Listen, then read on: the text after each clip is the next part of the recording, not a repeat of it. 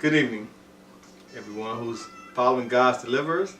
Once again, we bring to you an interview with a very special person, very special lady, Miss Eloise.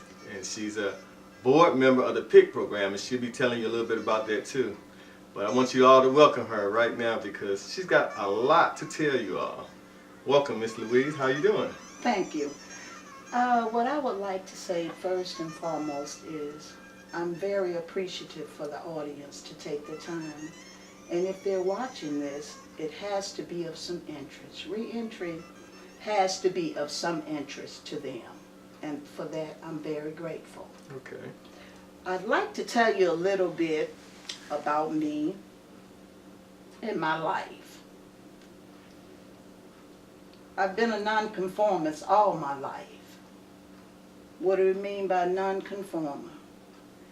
I came from a dysfunctional family, and we won't go into the intricacies of that, but it had an impact on me, and during my adolescence years, I made decisions that cost me pretty much my life, and those decisions were bad. Some of the decisions were I was locked up for 27 years over maybe 50 accounts of armed robbery. And during that time, it was at the end of the sentence that I became tired. And when I say I became tired, in prison I did everything everybody else did in prison. I did everything, and I was what a person, if you look at descriptions, I would be termed a menace to society. But I was a human being. And I would say that I have had people to say, well, you're a bad person. No. A bad person is bad genuinely. They don't change. But a person that does bad things, in the end, with the intervention of the infinite one, the real person, the real character come out. And they execute who the real person is. Of course, some people say the light have to come on, or I don't know if the light have to come on, or you just get tired of hearing walk to the right. Okay. And someone controlling your life through intercom system, and you're feeling robotized. You just tired. I wasn't having any correspondence from the family. I left 3 children behind, which I'll tell you about that in just a moment. Even though I say my reasons for doing that was because of the situation I was in at home, but if we think and we look a little bit further, and you say you're doing something to help a situation, but you're making a bad choice which would only really worsen the situation, realistically thinking now. Been there. So, yeah, a lot of us have. Everybody that's of age, even some that's not of age, have wounds and stories. Well, what would make mine any different? The thing about this interview I would like to say is we're making history because you're the first female that I have done separately. I always done couples. I never did a female, by herself. So this right here I'm very excited about this. And from what I know about you, talk to you, I know they're in for a good treat, a positive treat. So yeah. Well, you could call it a treat, but I call it a awakening. That's what I can go with that too. When you say making history, automatically, I'm going to think about President Obama. Automatically. And that wasn't a pitch. That wasn't a pitch. But that's part of what I'm saying right now. Our ancestors, they left a trail of blood, a river of lives that was taken and given for a cause. And that cause was like a legacy, and it produced itself in President Obama. Now that's pretty good. That's pretty good. Now you to follow that story, you got to have a tough road to hoe there. But I'm wondering today, from myself and you and others, what are we contributing to the legacy that we will leave behind? Even though, like I said, everyone has a story, everyone has wounds, but what are we doing to make it better? And everyone has a part. And to the audience, we need each other. We need each other. And the infinite being is showing us the way to collaborate. That's what PIIC, the group that I'm in. And bring out the word? Okay, persons incarcerated, persons impacted by incarceration, collaborative. And that in itself says a lot. But for someone that don't really know what it says, it's just words. So we are personally involved in the matter of reentry. So what do you mean? What do I mean by personally involved? As we're doing right now, each opportunity we have to gather up collaboration from the communities. And we do have to speak to the communities on a collaborative level, because me personally, I destroyed a lot of communities. Breaking in people's homes, carrying a gun, putting a .357 up to people's head, putting people in freezers. Well, I myself, I was locked up for armed robbery, 19 Really? and a half years. Okay. So I can relate to where you're coming from, Can you really relate? I can relate. They said I was a bad dude, and I, you know what I'm saying, and I wasn't, it hurt me to hear somebody say that about me, and I know it hurt you when people say, oh, that's a bad sister, don't mess with her, Yeah. and we go through that, and then to be able to turn that thing around, and people to see a difference in us, because we wanted to make a difference, and like when we was in prison, you know what I'm saying, we had the choice to either change or continue on, just like you said, So, in my question to you is, during those years, what made you want to change? What made me want to change? Well, and I hope this didn't offend anybody, but in prison, after I look back at it, I considered myself an in-house prostitute.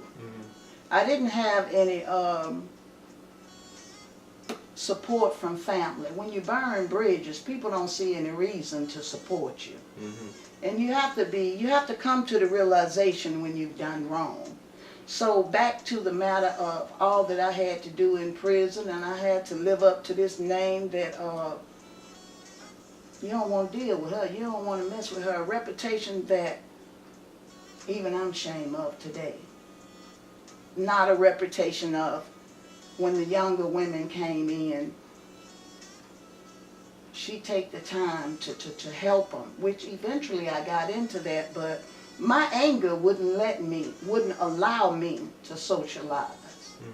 And I dealt with women, went the homosexual route, everything, like I said, everything, writing up staff, and everything was wrong. Everything was wrong, and until it was discovered that it was me. Now, I wasn't the whole 100% wrong, but I was a great portion of that. It was past 50%. See, what you're giving us now, a lot of females are listening to you right now because they're going through them things. They on their way to that road, being behind prison. We're trying to keep that from happening. So for hearing from what you was doing in there, what you had to endure, allowed yourself to endure, yes, they need to know that. But let's go back a little further.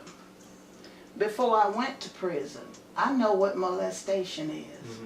I know what it is for your innocence to be gone. I know what it's like to be raped, brutally raped, in the back of the church and thrown to the pavement to make it the best way you can. I know what it's like to be a child and have a female molest you, and you don't understand what in the world went down. But that anger, that was the building of the anger. I know what it's like to see your mother stomped by your father, and she just had a child.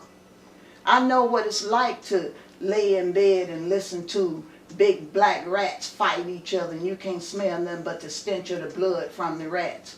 I know what it's like to live in a basement. I know what it's like to be a child in school, hungry the night before, and ate up a pack of X-Lax and defecate while we at Foreign Back Science Center, and everybody laugh at you. And the teacher pinch you and snatch your arm so hard until it's almost numb. These are the accumulative things that, and I'm not going to say just African Americans, people in general, poor people experience. I know what it's like to not have love from your parents, to be born dead and nobody really, it didn't even bother anybody. I know what it's like to go after a man because you didn't have love at home, and you would do anything that he asked of you to just to have some attention from him, just to get him to say, I love you.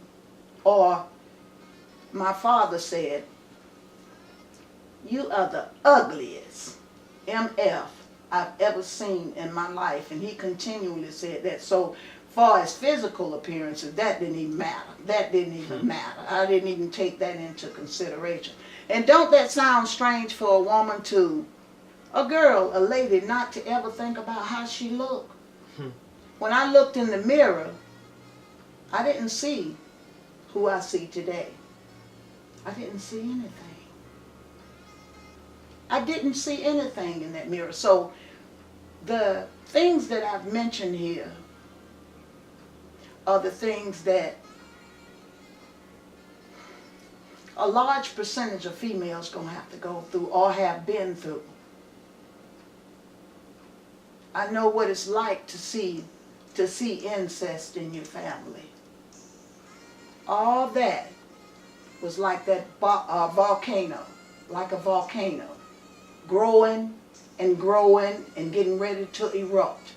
But who did it erupt on? Myself and society.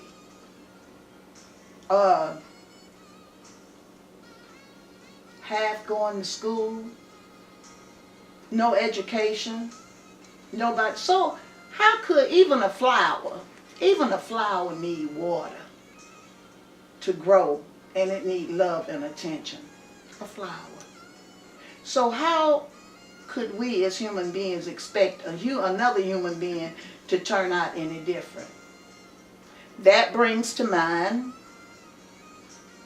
my children that I left behind. Neither one of them care about me, and they don't have any problem with letting me know that. Now they care if I got some money. If I have some money to give them, or if I have any type of tangible material items to give them. And they still don't say I love you. I just had a birthday to pass, and my daughter said,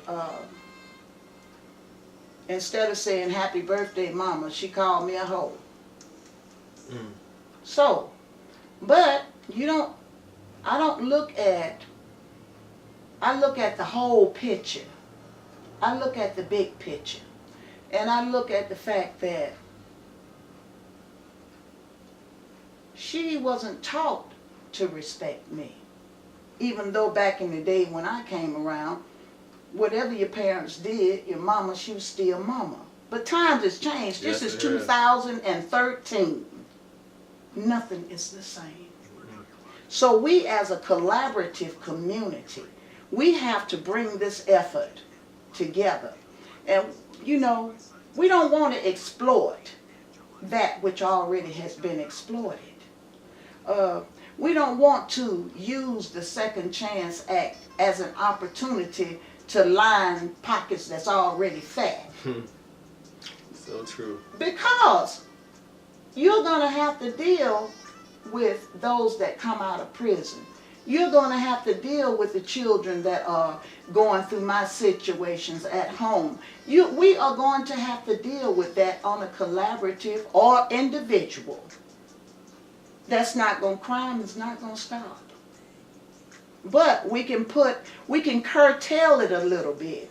It's like outthink the one that's doing the crime. What do I mean by that?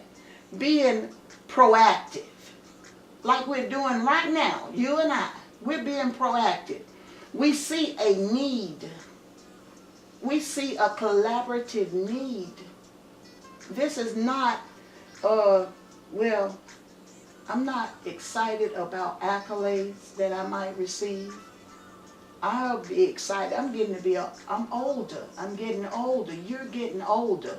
We are being left to the maintenance of younger people.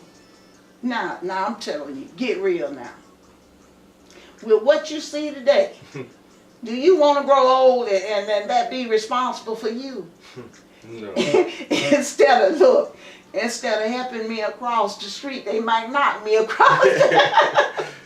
But they are at an impressionable age. We can help our youngsters. We can tell them the truth. We ain't gonna be able to say the word. Viewers, you noticed something that I haven't really been asking her any questions. I've been letting her flow because her flow is real powerful. You know, she has something to offer to you all, and I pray to God that you get it. That you get everything that she brings to you. Absorb it all, because she has been through some things, and she wants you to explore what she did, and what she don't overcame, so that you all might not go through the same thing.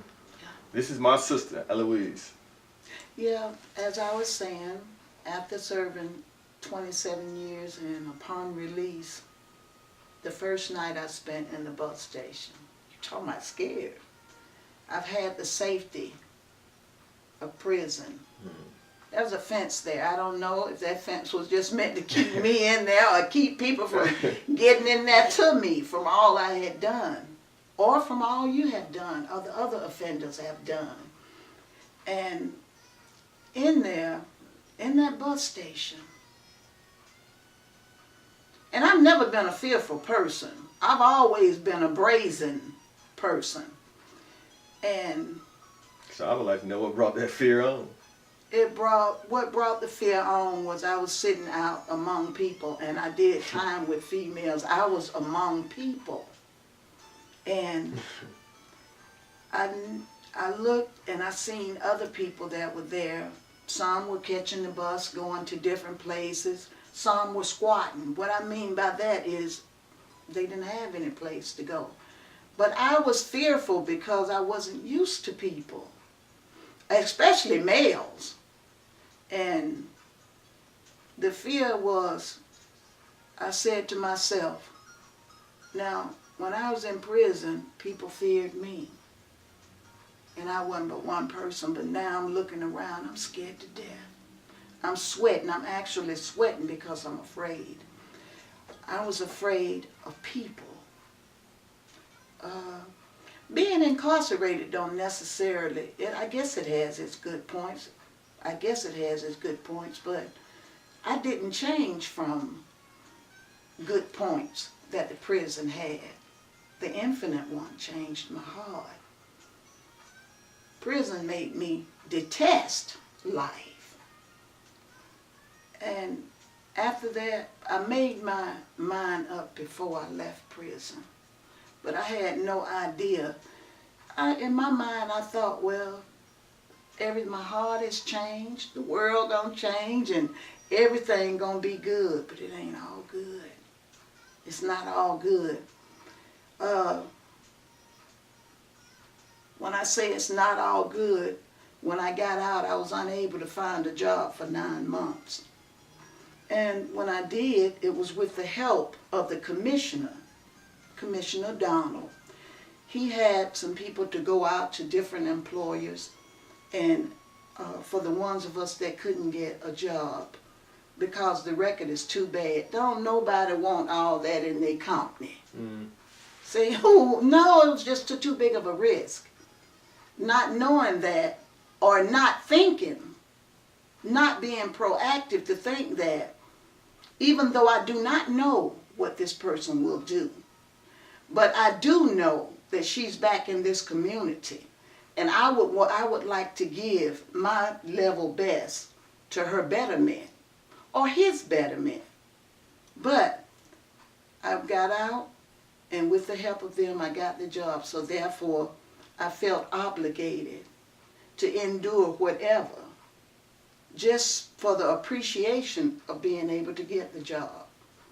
And that was where, when you're in school, in order to go to another level or another grade, you have to make satisfactory marks. You have to get satisfactory grades.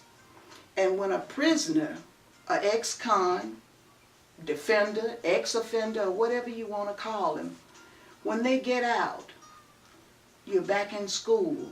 You're back in real school. And you got to make the right marks in order to progress.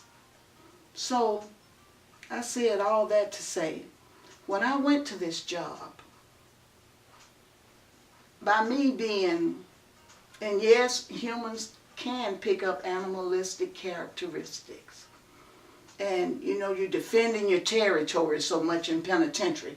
And you just always on guard, the defender. You've allowed your heart to create a defender. And when you get out, you no longer need that defender in that respect, but it's still there. Mm-hmm. So you take that to wherever you go. And at that job, whatever their reason was for hiring me, we both was in school, myself and the job. So what do you do? I am what you call a tandem line extruder operator. And I can tell you the best so you can identify with it. I make wires, like the electrical wires. Mm-hmm. I make wires, okay. Electrical wires. How long you been there? 8 years. Okay. And just for that one chance, that one opportunity. Yeah, and it's been up and down now. It ain't been no piece of cake, okay? On either one of our behalves. Okay. But nevertheless, we're still enduring. I said that to say to the ones that's coming out, just like I ended up at the bus station, there's no telling where you may end up. Whatever you left when you left the street, it's a possibility strongly that that's the type you're going, unless something happened. If you hadn't made any plans, that's what you're coming back to. The streets. Yeah, that's it. And everybody know that the game don't change. Nothing but the faces and the places. So we need to be prepared. And a lot of times it's not going to be a crystal stair. And we need to be prepared to be accountable and be willing to blend into that which is already in progress. I just got a question for you. Okay. When you got out, was your expectation in life was to prove to everybody that you can do this, you can, you know? Yeah. It was like a weight on you trying to do that? Yeah. Okay. That's a lot of people end up going back to prison for yeah, that. Yeah, you know that's that, right? what I was saying about the job. When I went to the job and what I was faced with, you gotta face it. I'm down here I'm out west. Mm-hmm. And there's a lot of racism, and everything that has been going on is still going on today. And if you're weak, only the strong survive in this game out here. Only the strong survive. And you're gonna have to collaborate with others that's stronger than you for a helping hand, like my facilitator, A.J. Sabree, Mr. A.J. Sabree, he always say, be mindful of everything. What do you want to leave the people with as far as thinking? What do you want to leave them with? What kind of thoughts do you want to leave them with? Why should they endeavor to help you in your cause? You done tore up the community. You done robbed folks and put them in freezers, and you got to get past that first. But then that's when the help of the Infinite One intervene again. That's true. Because I can't convince you. Mm-mm. My past is there, and it's there to stay. I can't convince you that I've been redeemed. I can't convince you that I want to try something different. I want to do something different, not try, and being careful of the words I choose. And let's go right here for a moment. Now, I wrote a book. I wrote a book about my life. This message is so important to me, and the name of the book is Amongst the Ruins. I'll show you that book in a minute. But if we look right here, you'll see a collection of newborn items. I'm expecting a grandbaby. And I'm wondering, what am I bringing this baby into? What kind of world will this child have to endure? What have I done to change this? What have I done?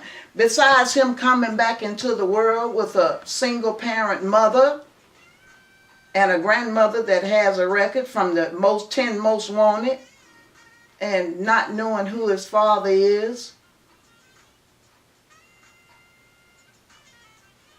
And for the ones of you that have children and you're not showing them the best of life because maybe you don't even know the best of life. We need to incorporate our only powerful weapon here on earth. That weapon is education. That's the only thing that will really help this child. It has to be educated in order to be able to endure. And as far as leaving the children, I would like to leave this world, the legacy I would like to leave is, I'm trying. Or I tried, or I gave everything that I could give. Let me make a point. If there's a such place as heaven, if there's a such person as God, or spirit or being as God, when you stand before him, and I stand before him, or it, or them, and the question is asked, what did you do for the children? Now, I don't know how you're going to answer that question, but I'd like to answer the question. I don't want to do to the children what was done to me when I was a child. You always should want better for the predecessor. You always should want better. And we as a people, and I'm not just talking about African Americans. I'm talking about we as American people. We owe a debt to society to live and let live. And no matter what we've had to endure, we have to escalate from that part and reach out. It's pretty much live and let live. And if you see an effort, I was talking to a reb right here about, I know how people can get burnt out. I know how they can get tired. Coming home from prison, and getting involved with reentry, I've ran into a lot of people that would make the average ex-offender just say, this ain't nothing but some, ain't nobody gonna finna be bothered with all this. But inside of what we see in these meetings and places, we have got to remain constant and focused on the fact that we want to be about the change. We want to be a relevant part of making tomorrow a better day. Okay. Two things before we close. First of all, I want you to speak on your book, and once we do that, in closing, you have 1 million or even more females that's watching this right now. Mm-hmm. And I want you to just pour out your heart to them of why they shouldn't go down the road of crime written in this world like you have. Why they shouldn't. But we're going to talk about your book first. We want you to see what your book. So can we have her book? And no, I'm not speaking about it to sell it. I've given away more copies than I would ever sell. This book, Amongst the Ruins. Amongst the ruins, you're going to see a very large diamond. And I equate that with people. In the baddest person, there's some good. I don't want to sound like a cliche, because I was one of the people that, one of the unlovables, call it like that. And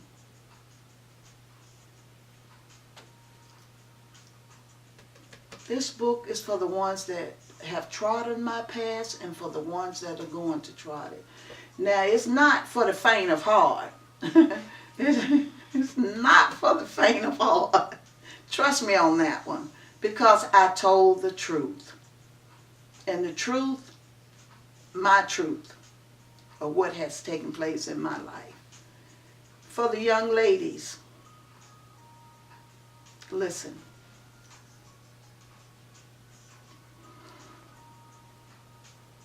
When we strike out, when we've been offended, when we've been hurt, when we've been raped, when we've been molested, when we've been unloved, when we've been not appreciated, when we've been taken advantage of, when we've been selfish, when we've been pretentious. Think about this. What do you want in the end result? I say that because it's already laid out. Society has already laid the plans of how everything is to go. Even though I will never forget how one night my mother told me to go to the store and get some detergent. And she always told me, even though I didn't listen to anything she had to say, I knew everything. She said, no, never get in nobody's car. I was walking up the street with my body exposed, with my short pants on. I was a young girl. I had had sex one time. This was my second encounter. So the fella, he was young, and he rode by, riding by slow, and he said, hey, Sam, you want to ride? You know. I said, nah, it ain't that far. I'm going to walk on up there. He said, no, come on. I'm going to give you a ride. You ain't got to walk up there. I said, no, that's all right. I'll walk. So instead of letting my no be no and walk on about my business and try to use some sense of direction, I got in his car. He did take me to the store, and he was out there when I came away from the store. But he said, well, I'll take you home and I'll drop you out because I want to see you again. I said, okay. It's a free ride. Okay, okay. He left the store, pulled out the parking lot, turned, and made a quick right onto the expressway. And I was like, where you going? He said, I just got to go check on something and then I'm going to go on, I'll take you home. So when he went to the churchyard, I said, well, what you checking on right here? He hit me so hard, blood splattered everywhere. Bitch, if you want to live, you better follow the call. You better do what I tell you to do. And I'm like, I'm scared to death. Fear from the lick, fear from this dog place you got, and it's in the back of a church. And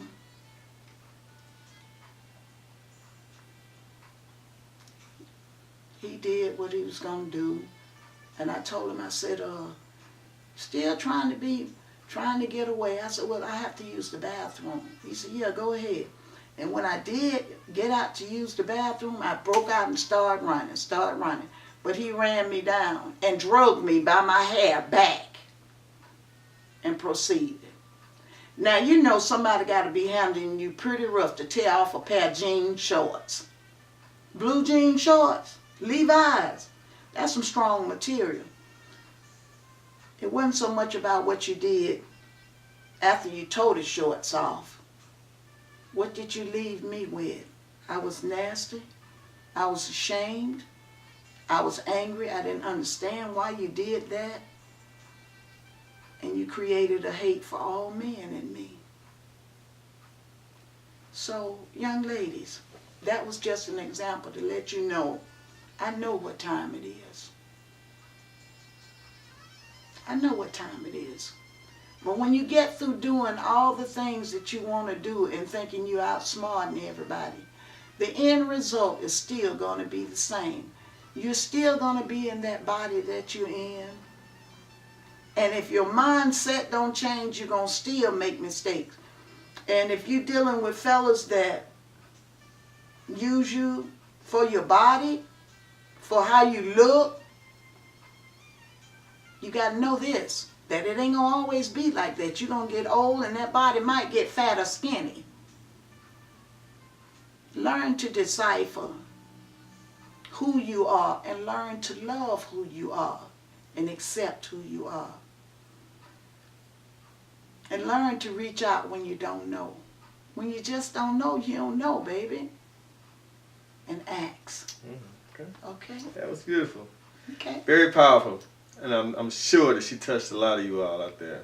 This is a powerful sister. You're going to see more of her. And I want to thank you all for allowing her to come in and just view her. And allow her to just be herself and talk to you all like one-on-one. This is our sister, Louise. Thank you very much. All right. Now, thank you.